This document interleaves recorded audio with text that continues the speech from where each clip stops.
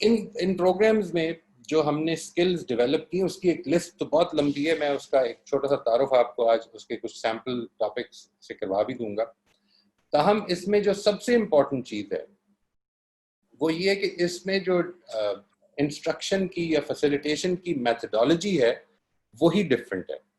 ہم جن پرنسپلز پر ان پروگرامز کو ڈیولپ کر رہے ہیں یا کیا جن پرنسپلز پر, وہ اس کی بیسک میتھڈولوجیکل پرنسپلز میں یہاں پر بیان کرنے لگا ہوں. اس کو دیکھ لیجیے گا, میں پھر اس کے بعد آپ کو اس پہ ٹائم دے دوں گا جی انشاءاللہ. The first principle is autonomy. یہ میں نے آپ کو پچھلی دفعہ while we were discussing intrinsic motivation تو یہ بتایا تھا کہ جب انسان کی autonomy اس سے لے لی جاتی ہے تو اصل میں اس کے اندر سے انٹرنسک موٹیویشن ختم ہو جاتی ہے. اٹانومی لے لینے کا مطلب ہے کہ میں اس کو اب کنٹرول کر رہا ہوں, میں اس کو بتاؤں گا اس نے کیا کرنا ہے, کیسے کرنا ہے, کس کے ساتھ کرنا ہے. جتنی اٹانومی ہم اس کو دے سکتے ہیں ایک اسٹوڈنٹ کو, ایک پارٹیسپینٹ کو اس لائف اسکل پروگرام میں, وہ دی جائے. اور یہی اگلے جب ہفتے میں یا کسی جب بھی ہمارا نیکسٹ سیشن ہوگا جس وقت ہم اس کی ٹرین دا ٹرینرز پہ بات کریں گے تو یہی پرنسپلز ایک بار دوبارہ زیادہ تفصیل کے ساتھ ان کے پہلو سے سامنے آئیں گے آپ کے. اٹانومی کے بعد the next principle which is very important as I see it is making learning relevant to the students' lives.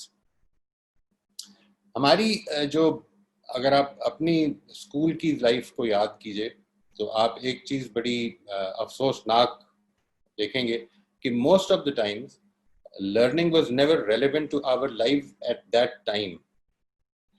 یہ ایک انفارچونیٹ بات ہے اور یہ ایک نقطۂ نظر ہے, اس کو ذہن میں رکھیے گا.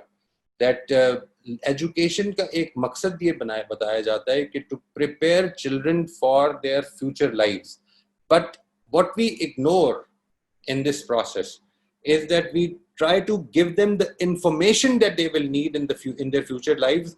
We don't give them the skills and the abilities and the qualities that they will need in their future lives. Learning should be made relevant to the students' lives at that time when they are learning. Every student has a number of questions which we unfortunately miss out. اس کے بعد اگلا جو principal ہے that is having a hands-on approach.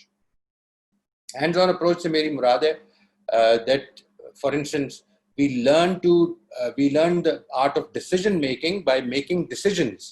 جب تک ہم فیصلے نہیں کرتے, ہم جب بچہ بڑا ہو جاتا ہے تو اس وقت یہ خیال کرتے ہیں یا یہ افسوس کر رہے ہوتے ہیں کہ اس کے اندر ڈیسیجن میکنگ ایبلٹی نہیں ہے. لیکن ہم یہ چیز بھول جاتے ہیں کہ ڈیسیجن میکنگ ایبلٹی مینجمنٹ کی کتابیں پڑھنے سے نہیں آتی ہے, بلکہ فیصلے کرنے اور ان کی غلطیوں پر ریفلیکٹ کرنے سے ڈیسیجن میکنگ ایبلٹی ڈیولپ ہوتی ہے. مثال کے طور پر ان کو ہم کیسے انوالو کرتے ہیں, ہماری عام طور پر کلاسز جو ہیں ان میں پہلا جو سیشن ہوتا ہے وہ اسی چیز کے بارے میں ہوتا ہے کہ ہماری جو یہ کلاس ہے اس میں رولز کیا ہونے چاہیے اور ان کی خلاف ورزی کرنے والے کے ساتھ ہمیں کیا کرنا چاہیے. اس پروسیس میں ان کو شامل کیا جائے. اینڈ اس میں ہو سکتا ہے کہ آپ کو یہ ٹاپک ان کے حوالے سے کچھ عجیب لگے, لیکن یہ جو پروسیس ہے یہ اصل میں ایک لرننگ کا اور ایک ایجوکیشن کا پروسیس ہے. اس کے بعد اگلی چیز جو ہے that is giving students a voice in the selection of their topics and skills. جب ہم بچوں کو اس کی اجازت ہی نہیں دیتے ہیں کہ وہ کیا پڑھنا چاہتے ہیں یا ان کو اس وقت کیا پڑھنے کا شوق ہے, تو اس کے بعد ان کا انٹرسٹ جو ہے وہ ایجوکیشن سے ہٹ جاتا ہے اور اب وہ صرف کنٹرول کر کے ہی پڑھائے جا سکتے ہیں. Then another aspect is to have respectful conversations. ہم بچوں کے ساتھ ان کو ہم سکھا تو رہے ہوتے ہیں کہ ان کو رسپیکٹ کرنی ہے, but we miss out on the fact that we have to be role models. بچے رسپیکٹ کرنا ہمارے ہی رویوں سے سیکھتے ہیں. یعنی جب ہم لوگوں کو ویلیو نہیں کر رہے ہوتے, جب ہم لوگوں کی بات سن نہیں رہے ہوتے توجہ سے, تو اصل میں یہ ڈس رسپیکٹ کی کچھ ویلیوز ہیں جو ہم ان کے اندر پیدا کر رہے ہوتے ہیں. اور یہ بات بھی ذہن میں رکھیے گا کہ ہمارے ٹیچرز, ہمارے اساتذہ خاص طور پہ جس وقت اپنے فیڈ بیکس لیتے ہیں تو آپ نے کئی دفعہ یہ نوٹس کیا ہوگا کہ بچوں کی طرف سے جو فیڈ بیک ہے وہ بڑا سپرفیشل ہوتا ہے, بہت بریفلی وہ فل اپ کرتے ہیں. یہ میرا اپنا تجربہ بھی ہے. یعنی at the end of my sessions when I asked for feedback, اور میری کوشش یہ ہوتی ہے کہ اس فیڈ بیک کو جتنا زیادہ میں کلیئر رکھ سکوں اتنا رکھوں اور لوگوں سے سیشن کے بارے میں انفارمیشن لوں لا کے اپنی پرسنالٹی کے بارے میں. لیکن پھر بھی ایک چیز جو بڑی زیادہ سامنے آتی ہے وہ یہ کہ لوگ اس کو بڑا سپرفیشلی فیل کرتے ہیں, یعنی اپنے سر سے اتارنے کی بات کرتے ہیں. اور اس کی بیسک وجہ یہ ہے کہ اگر ہمیں یہ تجربہ ہمارا یہ ہوگا کہ ہماری بات جو کچھ ہم کر رہے ہیں وہ سنی نہیں جانی, تو اس کے نتیجے میں ہم بات کرنے سے گریزاں ہو جاتے ہیں. ریسپیکٹفل کانورسیشنز کے لیے ضروری ہے کہ ہم دوسروں کو ویلیو کریں, ان کی بات کو سنیں, اور پھر اگر ان کی کوئی رائے ہے تو یا اس پر ان کے ساتھ ایک ایکسچینج کریں, اور یا پھر اس کی رائے کو اگر صحیح سمجھتے ہیں تو اس کو مانا جائے یا اپنی وجہ بتائی جائے.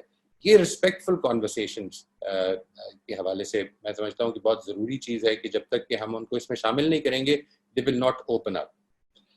Appreciating diverse perspectives. Respectful conversations ہی کے اندر ایک چیز جو بڑی امپورٹنٹ ہے وہ یہ کہ دوسرے کے پرسپیکٹو کو سمجھنا. یعنی عام طور پر ہم نے ہمارے تجربے میں یہ آتی ہے بات کہ اگر اختلاف رائے ہو جائے تو پھر ہم دوسرے کی بات ہی سے گریز کر جاتے ہیں, یعنی اس کے لیے ہمارے دل میں وہ کھلا پن رہتا ہی نہیں ہے. اس کی وجہ یہ ہوتی ہے کہ ہم اس کو رائٹ آف کر چکے ہوتے ہیں کہ یہ تو بات ہی غلط کر رہے ہیں. لیکن جو امپورٹنٹ چیز ہے وہ یہ کہ جو وہ بات کر رہا ہے وہ چونکہ صحیح سمجھتا ہے تو وہ اصل میں ایک اور اینگل سے ایشو کو دیکھ رہا ہے. وہ اینگل کیا ہے, یہ اس چیز کو کہتے ہیں to be able to take the perspective of another person. Appreciating diverse perspectives. یہ اس لیے ضروری ہے کیونکہ جب آپ unless you're talking about close-ended questions, close-ended problems جس کا ایک ہی حل ہوتا ہے صحیح, زندگی میں جو اصل ایشوز ہیں they are open-ended issues. اس کے 50 طریقے ہو سکتے ہیں اس کو ریزالو کرنے کے. تو ان پرسپیکٹیو کو اگر آپ سمجھیں گے تو that will create a better insight in yourself actually. پھر ایک اگلا پرنسپل جو ہے میتھڈولوجیکل پرنسپل وہ ہے اسٹرینتھ فوکسڈ ہونا. ہم میں سے ہر ایک کی, جو ہم ادھر تشریف فرما ہے, ہم میں بھی اور ہمارے بچوں میں بھی ہر ایک کی بڑی یونیک اسٹرینگتھس ہیں. لیکن چونکہ ہماری نظر میں چند اسٹرینگتھس ہیں جو امپورٹنٹ ہو جاتی ہیں تو ہم انہی پر توجہ اور انہی پر فوکس کر رہے ہوتے ہیں. بہت سارے بچے جو ہیں وہ اس ایجوکیشن سسٹم میں پیچھے رہ جاتے ہیں کیونکہ اس ایجوکیشن سسٹم کے لیے جو اسٹرینگتھس ریکوائرڈ ہیں وہ ان میں نہیں ہوتی, لیکن ان میں بہت ساری دوسری اسٹرینگتھس ہوتی ہیں جو زندگی میں بہت کامیاب بنا سکتی ہیں انہیں. تو اس کی طرف توجہ دینا. کوآپریٹو لرننگ, یہ بھی ایک پرنسپل ہے, میتھڈولوجیکل پرنسپل ہے. کوآپریٹو لرننگ کے بارے میں کسی وقت اگر ضرورت پڑے گی تو آپ کے ساتھ یہ شیئر کروں گا کہ یہ جو جس سسٹم کے اندر ہم لرن کرتے ہیں, جس سسٹم کے اندر ہم سیکھتے ہیں, ایجوکیشن سسٹم جو ہے ہمارا, یہ basically competitive learning, competitive system ہے جس میں ایک کو دوسرے کے مقابلے پہ کھڑا کیا جاتا ہے. جو ریسرچ میں آپ کے ساتھ شیئر کر سکتا ہوں وہ یہ ہے کہ کوآپریٹیو لرننگ میں ہمیشہ زیادہ افیکٹو, زیادہ ڈیپ لرننگ ہوتی ہے. وین وی لرن, اگر آپ بھی اپنی زندگیوں کا جائزہ لیں گے تو آپ یہ چیز دیکھیں گے کہ ہم نے اکثر چیزیں جو ہماری زندگیوں کا حصہ بنی, ایک وہ چیزیں جو ہم نے کلاس روم میں سیکھی اور ہم نے اگلے امتحان کے بعد ان کو فراموش کر دیا, لیکن جو ہماری پرسنالٹیز کا حصہ بنی ہے وہ عام طور پر ہم نے اپنے پیئر سے, اپنے لوگوں کو آبزرو کر کے, لوگوں کے ساتھ بات چیت کر کے, کانورسیشن سے سیکھی ہیں. کوآپریٹیو لرننگ کا principle is a very important principle. اس کے بعد ہے جی انکوائری ورسز ججمنٹ, یعنی ایک ٹیچر کی تربیت میں اور ایک ٹیچر جو ہمارا ماحول ہے اس کلاس روم میں لائف سکلز کا, اس میں اس پرنسپل کو ایک بڑا اہم پرنسپل سمجھا جاتا ہے.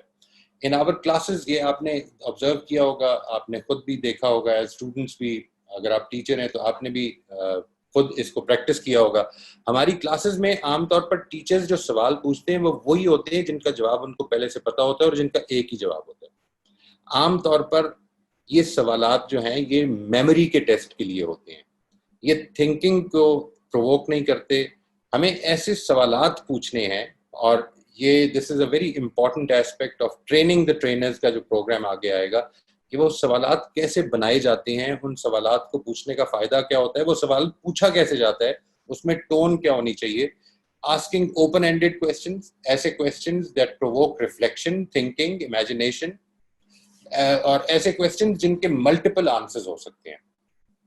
اور یہ ضروری نہیں ہوتا, بلکہ ضروری ہے یہ کہ یہ ایسے کویسچنز ہوں کہ جس میں آپ کلیئر کٹ آنسر آپ کے ذہن میں نہ ہو. यानी we generally should be students in that class, we should be a participant in that class कि जिसमें हम इसको facilitate कर रहे हैं जिसको. Another aspect of principles is promoting open-ended reflection. और ये इसलिए ज़रूरी है कि बेसिकली लर्निंग इसमें होती है. हम जो 2 घंटे क्लास गुजारते हैं या 3 घंटे का एक सेशन लेते हैं और उसके बाद जिस वक्त हम उसके बारे में रिफ्लेक्शंस लेते हैं और ओपन एंडेड रिफ्लेक्शंस लेते हैं, कोई बिल्कुल ही 2-3 सत्रों का नहीं, बल्कि ये कि आज हमने मिसाल के तौर पर क्या चीज़ है जो नई सीखी है, क्या चीज़ है जिसमें हम एंगेज हुए, हमें क्या चीज़ है जिसने सरप्राइज कर दिया कि अच्छा ये भी एक एस्पेक्ट होता है. इस तरह की रिफ्लेक्शंस जो हैं जिस वक्त हम बच्चों से लेते हैं तो वो उनके लिए डेवलपमेंट का बायस और लर्निंग का बायस बनती है. And then these are some aspects जो मैं यहाँ पर अब बयान कर रहा हूँ जो असल में हमारी इन क्लासेस को टीचर ओरिएंटेड के बजाय लर्नर ओरिएंटेड बनाती हैं. यानी ओपन एंड फ्लेक्सिबल स्केड्यूल्स. देखिए जिस वक्त हम जिस नौयत की हम क्लासेस लेने के आदी हैं, जो हमारा एजुकेशनल पैराडाइम है उसके वो बेसिकली टीचर सेंटर्ड पैराडाइम है. यानी इस टीचर सेंटर्ड पैराडाइम में जो असल चीज होती है वो ये कि आप इस कोर्स को कितनी देर में कवर कराएंगे, आप कितनी देर में इसके खदोखाल जो इम्पोर्टेंट एस्पेक्ट्स हैं उनको कवर कर लेंगे. हमारे इस पैराडाइम में असल चीज कवर करना नहीं है, बल्कि असल चीज इन डेप्थ सीखना है.